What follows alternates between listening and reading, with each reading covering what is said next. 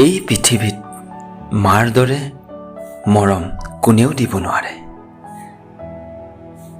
মাৰ মহত্ব বুজা জনেহে সেই কথা জানে, কিয়নো মাৰ আশীৰ্বাদতেই জীৱনে আগবাঢ়িবলৈ শিকিলে। মাৰ মৰমসনা মাতেই জীয়াই থকাৰ শক্তি আনিলে।